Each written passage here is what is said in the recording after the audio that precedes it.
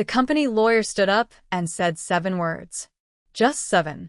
And Mark's face, that confident, golden boy face I'd watched charm investors and steal credit for 7 years, went absolutely gray.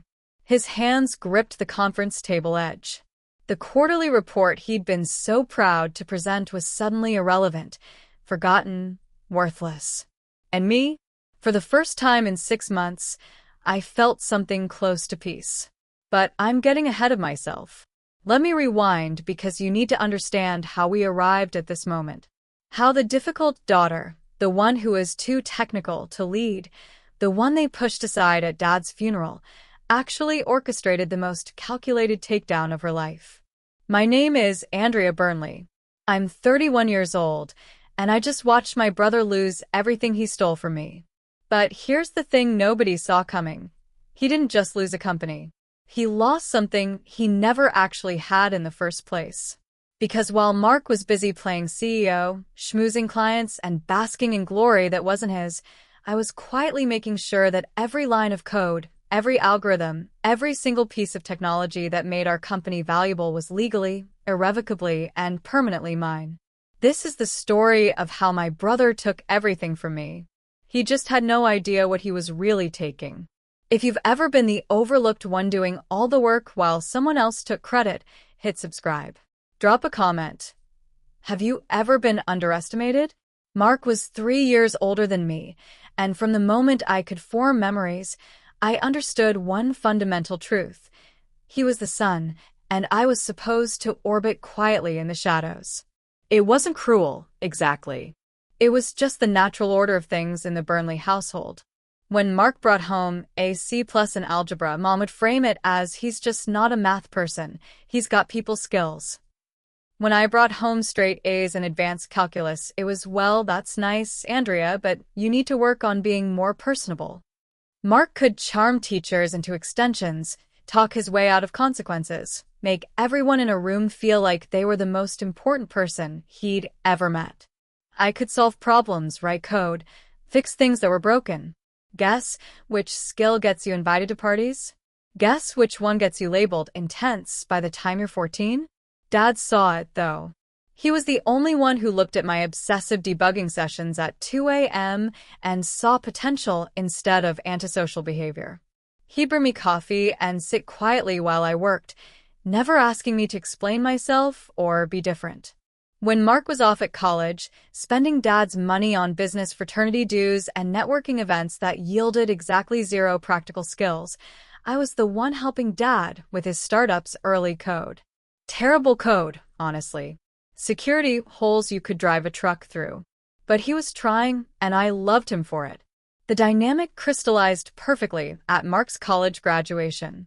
He'd barely scraped by with a business degree, but you'd think he'd cured cancer from the way Mom threw that party. Catered food, relatives flying in, the whole production.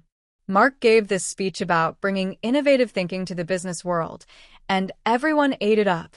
Meanwhile, I'd just finished my master's in computer science a semester early, with a thesis that got published in a respected journal. My graduation gift? A card with a check and, "We're so proud of you," written in Mom's neat handwriting. No party. No speech. Just the quiet understanding that this was what I was supposed to do anyway. When I joined Dad's company at 24, Mark was climbing corporate ladders at various tech firms, getting hired for his leadership potential, and fired within 18 months for failing to deliver anything concrete. It became a pattern. He'd land somewhere promising, charm his way into visibility, then flame out when actual competence was required. But every failure was reframed as the company wasn't ready for his vision, or he's too innovative for traditional structures. I didn't need anyone to be ready for me. I just needed a compiler and a problem to solve. And Dad's struggling security startup had plenty of problems. So while Mark was out there being too innovative for his 5th job in 6 years, I was building the foundation of everything that was about to matter. I just didn't know yet that he'd eventually try to take it. Dad's company was dying when I walked through the door in 2016. SecureTech Solutions. 3 employees, outdated encryption protocols, and client contracts you could count on one hand. The office was a converted warehouse space in a part of town where the coffee shops hadn't arrived yet. Dad called it affordable. I called it honest. "Andrea, I can't pay you what you're worth," he'd said when I told him I was joining. He'd just lost another developer to Google, someone who'd actually known what they were doing. "I can barely make payroll as it is." "Then pay me what you can," I said. "We'll figure out the rest." The rest turned out to be everything. I wasn't just a developer. I was the entire technical department, the infrastructure architect, the security analyst, and the person who stayed until 3 a.m. fixing the legacy code that was held together with digital duct tape and prayers.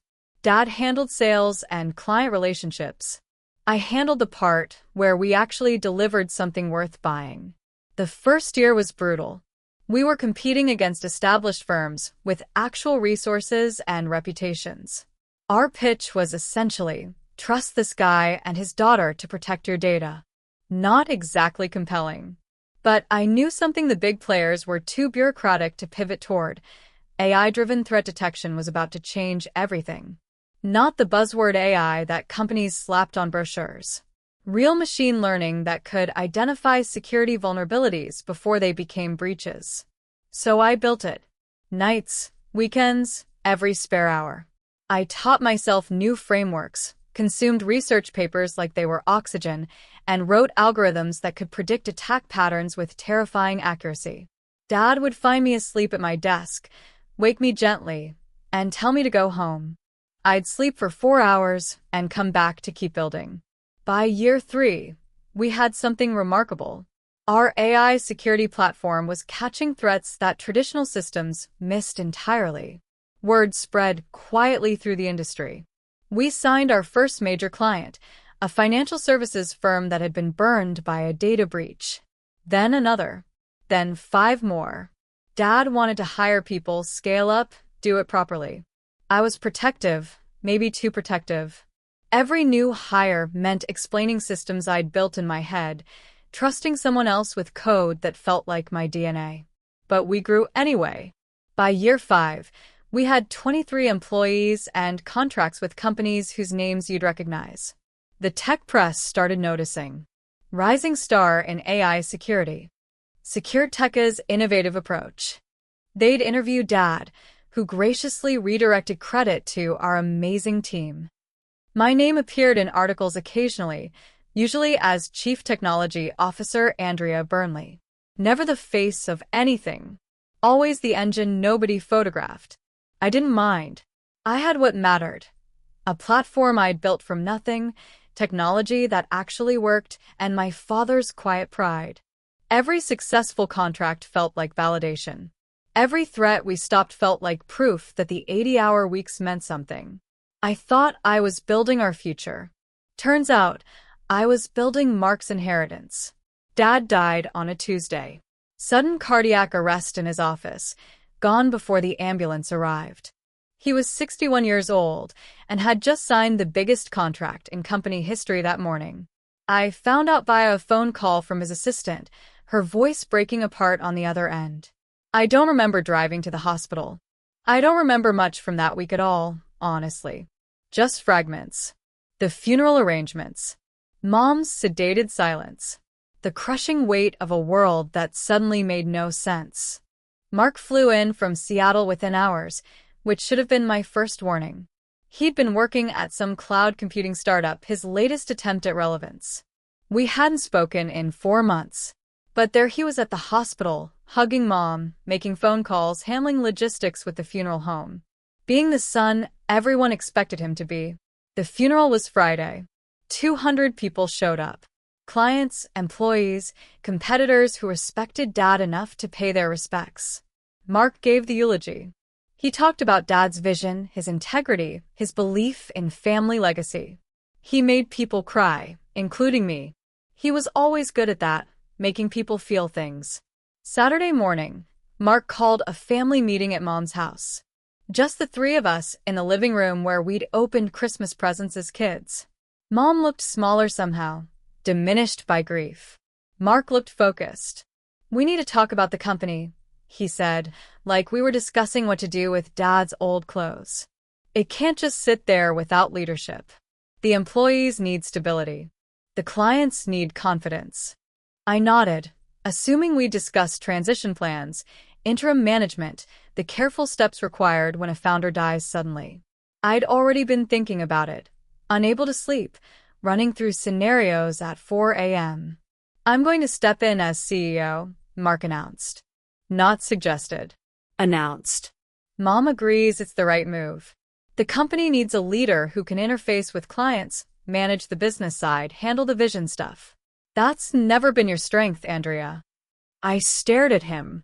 Excuse me? You're brilliant technically, he continued, like he was offering me a compliment.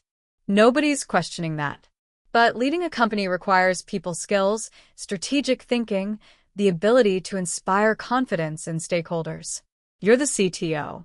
You should stay the CTO. But the company needs a CEO who can actually, talk to people without making them uncomfortable. Mom spoke up then, her voice quiet but definite. Mark has experience in leadership positions, sweetheart. And your father always said you were more comfortable with computers than people. The air left my lungs. I built that company. I spent 7 years. You built the technology, Mark interrupted, which is valuable. Essential, even. But running a company is different. This is what's best for everyone, including you. You can focus on what you're good at without the stress of executive responsibilities. He smiled at me. That golden boy smile that had gotten him out of every consequence his entire life. Trust me, he said. This is going to work out perfectly. Mark took Dad's office on Monday. Not the empty conference room, not a transitional space while we figured things out.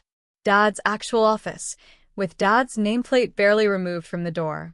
He brought in a designer to refresh the space, which apparently meant erasing every trace of the man who'd built the company from nothing. The first executive meeting was Tuesday. Mark sat at the head of the table where Dad used to sit. I presented our Q3 roadmap, the AI threat detection upgrades I'd been developing for 6 months. Advanced behavioral analysis that could identify insider threats with 94% accuracy. It was groundbreaking work. This is exactly the kind of innovation that's going to keep us competitive, Mark said when I finished. I've been thinking about behavioral analysis integration for months. Andrea's team did excellent work executing on that vision. His vision. My 6 months of research, testing, and development. His vision. I opened my mouth to correct him, then saw the board members nodding appreciatively. Mark had already rewritten the narrative, and contradicting him would make me look petty, territorial, difficult. So I stayed quiet and felt something harden inside my chest. It became a pattern. Every innovation I brought to the table somehow became Mark's strategic direction or the CEO's forward-thinking approach. When I pushed back in one meeting, suggesting that perhaps credit should go to the people actually building the technology, Mark smiled warmly and said, "Of course, Andrea, you know I value your technical contributions.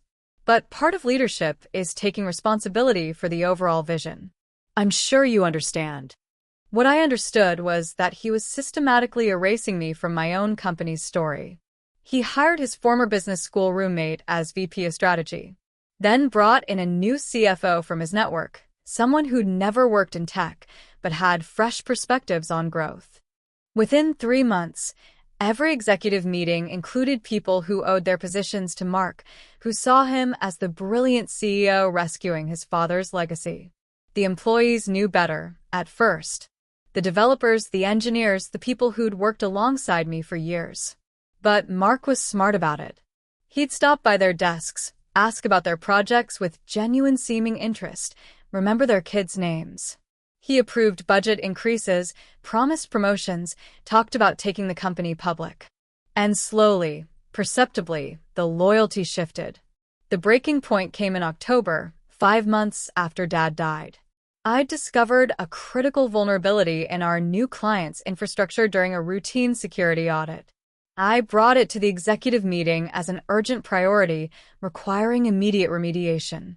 Mark listened, then turned to his VP of strategy. "What's the revenue impact if we delay their next phase deployment?" Approximately 1.2 million, the VP answered. Andrea, Mark said, his voice patient like he was explaining something to a child, I appreciate your thoroughness, but we can't panic clients over theoretical vulnerabilities. Let's schedule a review for next quarter and approach this more strategically. Theoretical? Mark, this is a documented security flaw that could. I've made my decision, he said. Not we've decided. Not let's discuss. Just I've decided. Around the table, his coalition nodded in agreement. And I realized I was completely alone. I need to rewind here because the most important moment of this entire story didn't happen in a boardroom or at a funeral. It happened 6 months before Dad died, in a cramped conference room at a law office in downtown, with a lawyer I'd hired for something completely unrelated. Her name was Janet Reeves, intellectual property specialist. I'd contacted her because one of our competitors had launched a product with suspicious similarities to our threat detection system. Dad wanted to know if we had grounds for legal action, so I gathered our documentation and met with Janet to discuss our options. She spent an hour reviewing our patents, our code repositories, our development timeline. Then she looked up at me with an expression I couldn't quite read. Andrea, walk me through how your patent applications were filed, she said. Pretty standard process, I answered. I developed the core algorithms, documented everything, and our corporate counsel handled the filings. Why? Because according to these records, you filed the foundational patents under your personal name, not the company's. She slid 3 documents across the table. See here? The applicant is Andrea Burnley, individual inventor. SecureTech is listed as the assignee for licensing purposes, but you retained ownership. I stared at the papers. I'd been so deep in the technical work back then, so focused on building something that actually worked, that I'd barely paid attention to the legal paperwork. Our corporate counsel at the time had been Dad's college roommate, semi-retired, helping out as a favor. He'd mumbled something about inventors' rights and flexible licensing arrangements, and I'd signed where he'd indicated. What does that mean exactly? I asked. Janet leaned back in her chair. It means you personally own the intellectual property that makes SecureTech valuable. The AI behavioral analysis algorithms, the predictive threat modeling, the machine learning frameworks that everything else is built on top of. All yours. The company has rights to use them, but those rights exist because you granted them. My heart started beating faster. And if I didn't grant them, then the company would have a very expensive pile of infrastructure with no proprietary technology to differentiate it from any other security firm. She paused, watching my face. Andrea, did you not know this? I hadn't known. I'd been 26 years old, working 100-hour weeks, building technology, because that's what I did. The legal structure had seemed like a formality, something Dad's friend was handling competently. Can this be changed? I asked. Can ownership be transferred to the company? Absolutely. You just need to sign an assignment agreement. Most companies require that immediately with technical employees, but apparently, your situation was different. Janet tilted her head slightly. Why would you want to transfer ownership? This is actually an incredibly advantageous position for you. I didn't have an answer then. Dad was alive, the company was ours, and the idea that ownership would ever matter seemed absurd. So I thanked Janet for her time, paid her bill, and filed that information away as an interesting technicality. 6 months later, watching Mark take over everything Dad and I had built, that technicality suddenly became the only thing that mattered. Now you know her secret weapon. But using it to take him down? That's what comes next. Subscribe because the execution is even better than the discovery. I called Janet Reeves the same night Mark overruled me about the security vulnerability. It was 11 p.m., but she answered on the 3rd ring, probably recognizing my number from our previous consultation. I need to know exactly what I own, I said, skipping pleasantries. Every patent, every piece of intellectual property, every algorithm. I need documentation of all of it. There was a brief pause. Are we protecting assets or preparing for war? Both, I said. We met the next morning at a coffee shop 3 blocks from her office. I brought my laptop, 7 years of development logs, and a clarity I hadn't felt in months. Janet brought a legal pad and the kind of focused attention that costs $450 an hour. Here's your situation, she said after I'd explained everything. You own 23 core patents covering the AI security technology that makes secure tech valuable. The company has an informal licensing agreement to use your IP, but it's not ironclad. More importantly, any new developments you create are automatically yours unless you've signed an invention assignment agreement. I never signed anything like that, I said. Dad didn't believe in that kind of paperwork between family. Janet's expression shifted into something that might have been satisfaction. Then every enhancement you've made in the last 6 months, every optimization, every new feature, it's all legally yours. The company is essentially renting your brain, and you can terminate that rental agreement whenever you want. The implications hit me like cold water. Mark thought he'd taken over a multi-million-dollar company. What he'd actually taken over was an empty stage where I was the only performer. Without me, without my technology, SecureTech was just another security firm with decent client relationships and nothing proprietary to offer. I want to document everything, I told Janet. Every contribution I've made, every line of code I've written, every innovation that came from my work. And I want to know exactly what happens if I walk away.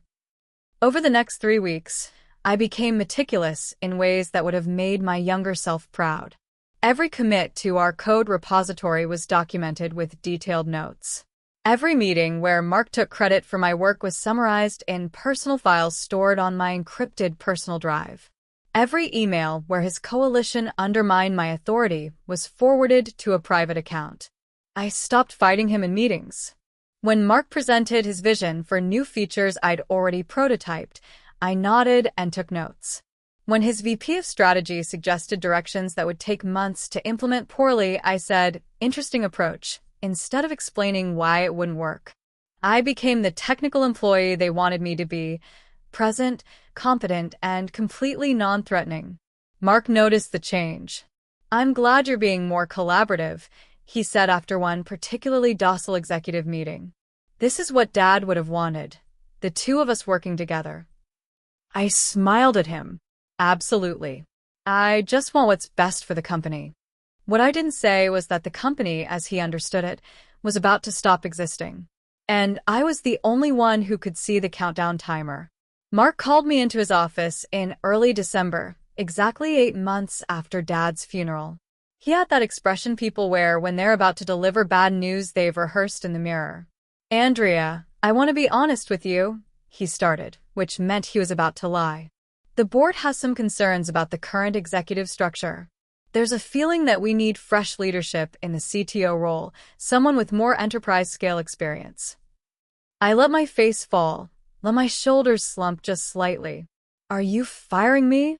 "God, no," he said, perfectly calibrated sympathy in his voice. "You're my sister. But I think it might be time to discuss a transition. Maybe a consulting role where you can focus on special projects without the day-to-day management stress." A consulting role. Code for pushing me out while pretending it was generous. "I don't understand," I said, and I let my voice crack just enough. "I've given everything to this company. 7 years of my life. I know, and everyone appreciates that. But sometimes what's best for us personally isn't what's best for the company." He slid a folder across his desk. I had legal draw up a severance package. It's very fair. 12 months salary, benefits continuation, and a small equity stake you can keep. I opened the folder with shaking hands that weren't entirely theatrical. The offer was insulting. $180,000 and 2% equity in a company I'd built from nothing. But the important part was buried on page 7. Complete release of all claims, total severance of employment relationship, and standard non-compete clauses. Nothing about intellectual property. They'd forgotten the only thing that mattered. "This seems low," I said quietly. Given my contributions. It's 12 months of your current salary, Mark countered. Plus equity.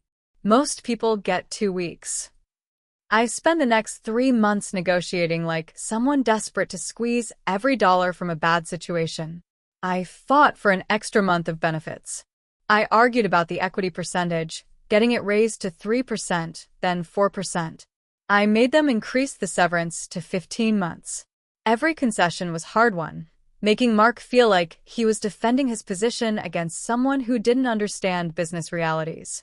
Janet watched me work with barely concealed amusement. "You're letting him think he's winning," she said during one of our strategy sessions. "He is winning," I replied. "He's getting exactly what he wants. Full control of the company, no interference from his difficult little sister, complete authority to run things his way." "And you're getting?" Freedom, I said. "And every single piece of technology that makes his company worth anything." The final negotiation happened in late February. Mark's entire coalition was there, his VP of strategy, the new CFO, their corporate counsel who'd never worked in IP law. I sat across from them looking exhausted, defeated, like someone who'd fought as hard as she could and lost. "If we agree to 18-month severance and 5% equity, are we done here?" Mark asked. I pretended to consider it, let the silence stretch uncomfortably. Then I nodded. "We're done," I said. I'd never spoken truer words in my life. My last day at Secure Tech was March 15th. The Ides of March, which felt appropriately dramatic given what was about to happen. Mark had suggested we do the signing ceremony in the main conference room with the executive team present, make it official and professional. I agreed because watching him perform magnanimity would be entertaining. They'd set up the paperwork on the big glass table where I'd presented hundreds of technical updates over the years. Mark sat at the head, naturally. His coalition flanked him like an honor guard. The VP of strategy, the CFO, corporate counsel, with his leather portfolio that probably cost more than my first car. "Andrea, before we begin, I want to say something," Mark started, and I knew a speech was coming. "You've been an integral part of this company's success. Dad would be proud of how professionally you've handled this transition. This isn't goodbye, it's just a new chapter for both of us." I nodded, playing the gracious loser one last time. "I appreciate that, Mark." Corporate counsel slid the severance agreement across the table. 18 pages of legal language that Mark's team had negotiated down to the punctuation. I'd read it 17 times with Janet, knew every clause and subclause. The severance amount, the equity percentage, the non-compete restrictions, the confidentiality agreements.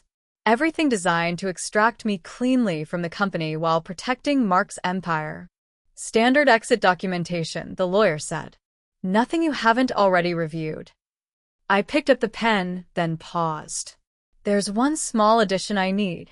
I pulled out a single sheet of paper Janet had prepared. "Just clarifying the intellectual property situation. Making sure we're all clear on what belongs to whom." Mark barely glanced at it. "Andrea, we've been through this. Your work product belongs to the company. That's standard employment law." "Actually," I said mildly, "it's a bit more nuanced than that. This just confirms that my personal patents remain my personal patents and that my licensing agreement with Secure Tech terminates with my employment unless we establish a separate arrangement." The corporate counsel frowned, actually reading the page for the first time. "This language is unusual. Typically, all IP created during employment is owned by the inventor unless specifically assigned to the company," I interrupted. "Which I never did. Check the original patent filings if you want." "I'm happy to wait." Mark's impatience showed. "This is unnecessary. Andrea, if you want to retain some minor patents from before the company was even successful, fine. Whatever makes you feel better. But we need to finish this today." The lawyer looked uncertain, but Mark was already waving him off. "Just add it as an addendum. Andrea's not trying to take anything that matters." I watched him sign his name with the expensive fountain pen Dad had given him for college graduation. Watched his coalition sign, as witnesses. Watch the lawyer notarize documents that legally confirmed I owned every piece of technology that made secure tech more valuable than a generic security consultancy. Congratulations, I said, standing up and shaking Mark's hand. The company's all yours now. He smiled, relieved it was finally over. Thanks for being reasonable about this. Reasonable. That's what he'd remember later, in the emergency board meeting, when his world collapsed. How reasonable I'd been. I gave Mark exactly 30 days to feel like a king.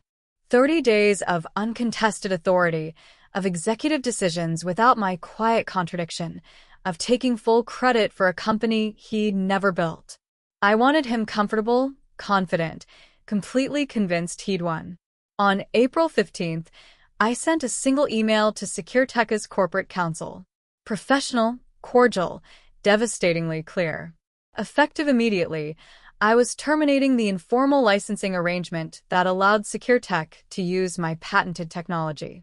I included documentation of every patent, every algorithm, every piece of proprietary code that belonged to me personally.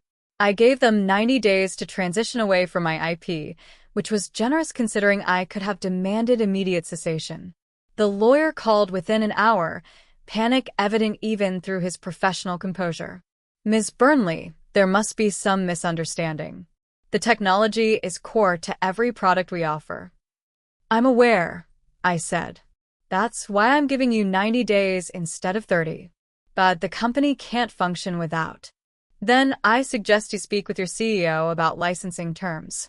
My attorney will send over the proposed agreement. It's quite reasonable, actually. It wasn't reasonable. It was extortionate. I knew Mark would never agree to it, which was exactly the point. The emergency board meeting happened 3 days later. Mark called it to address a minor IP dispute, according to the agenda. I heard from former colleagues still loyal to me that he'd walked in confident, assuring everyone it was just his sister being emotional about leaving the company. Then, the company's outside counsel explained what my patents actually covered. Not minor background technology. Not supplementary features. The entire foundation of SecureTech's competitive advantage. The AI-driven threat detection, the behavioral analysis systems, the predictive modeling that had won them every major contract for the past 3 years. Without my technology, SecureTech was just another security consultancy with decent customer service and no proprietary edge. Mark apparently tried to bluff his way through it. Suggested they could rebuild the technology with their current team.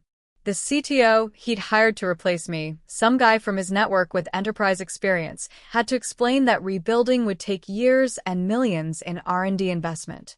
By then, their clients would have moved to competitors and their contracts would be worthless. Can't we just pay her? Someone asked. Mark's VP of strategy had apparently run the numbers. My licensing terms would consume 60% of gross revenue, making the company unprofitable overnight. Investors would flee. The planned Series B funding round would evaporate. So, what are our options? Mark had asked, his voice reportedly hollow. The answer was obvious to everyone in that room. They had none. The first investor pulled out within a week. Then another. Their largest client, a financial services firm with a $3 million annual contract, sent a termination notice citing concerns about technology ownership disputes. Mark's carefully constructed empire started crumbling in real time. Mom called me on a Tuesday evening, 3 weeks into Mark's slow-motion catastrophe. Andrea, sweetheart, I think there's been a terrible misunderstanding. No misunderstanding, Mom. Just consequences. But the company, your father's legacy, Dad's legacy, was the technology, I said quietly, which I built. Mark just wanted the credit. She was crying when we hung up. I launched Burnley Security Systems in May. My technology, my vision, my name on everything. Within 2 months, I'd signed 4 of SecureTech's former clients. Within 6, I had venture funding and a team of developers who actually respected technical expertise. Mark sent me an email in July. Just 3 words. You destroyed me. I didn't respond.